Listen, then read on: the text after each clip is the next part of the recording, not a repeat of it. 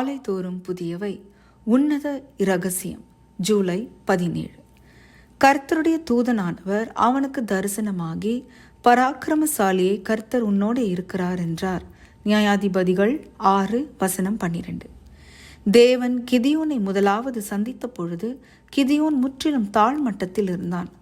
தங்கள் விளைச்சல்களை சூறையாடி இஸ்ரவேலர்களின் வாழ்க்கையை மிகுந்த நெருக்கடியாக மாற்றி அவர்களை மீதியானியர்கள் பல ஆண்டுகளாக ஆட்கொண்டு வந்தார்கள். தேவதூதன் கிதியோனை சந்தித்த பொழுது அவன் விளை தானியங்களை பாதுகாப்பதில் கவனமாக இருந்தான்.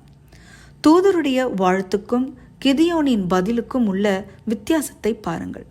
தேவதூதன் அவனை பராக்கிரமசாலியே என்று அழைத்தார். அதற்கு மாறாக கிதியோன் தன் குடும்பம் மிகவும் சிறியது என்றும் தான் எல்லோரிலும் சிறியவன் என்றும் பதிலளித்தான். தாவீதைப் போலவே தன் குடும்பத்தினரால் எத்தகைய மேன்மையான வேலைக்கும் தெரிந்து கொள்ளப்படாத நிலையில்தான் இருந்தான். அவன் நிலையை உணர்ந்த அவனுடைய பதில் இயல்பானதே. தேவனுடைய வேலைப்பாடுகளில் ஒரு உன்னத ரகசியம் உண்டு. அது என்னவெனில், நமக்கு முன் அவர் வைக்கும் திட்டங்களின் வெற்றி நம்மை குறித்து நாம் எவ்வளவு குறைவாக எண்ணி இருந்தாலும் ஒன்றுமில்லை. தேவன் நம்மை குறித்து என்ன நினைத்திருக்கிறார் என்பதே முக்கியம்.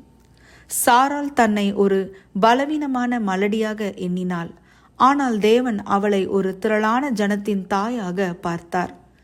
மோசே தன்னை ஒன்றுக்கும் உதவாத திக்குவாயனாக பார்த்தான். ஆனால் தேவன் அவனை இஸ்ரவேலர்களின் தலைவனாக பார்த்தார். ஒரு எளிமையான மீனவனாக பேதுரு தன்னை பார்த்தான். ஆனால் தேவனோ அவனை திருச்சபையின் பாறையாக பார்த்தார். பவுலை எல்லோரும் சபையை பாழாக்குகிறவனாக பார்த்தார்கள். ஆனால் தேவன் அவனை புறஜாதிகளின் சத்திய தூதவனாக பார்த்தார். சகேயுவை மக்கள் பாவி என்று நினைத்தார்கள். ஆனால் தேவன் அவனை ஆபிரகாமின் குமாரன் என்று நினைத்தார். அன்பான விசுவாச பிள்ளைகளே, நீங்கள் உங்களை குறித்து என்ன நினைக்கிறீர்கள்?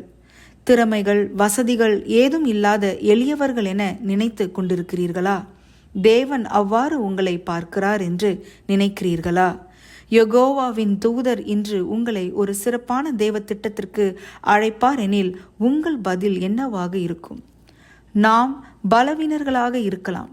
அந்த பலவீனங்களை தேவனுடைய கரத்தில் நாம் தரும்போது அவர் நம்மை பலமுள்ளவர்களாக மாற்றுவார். ஜெபம்.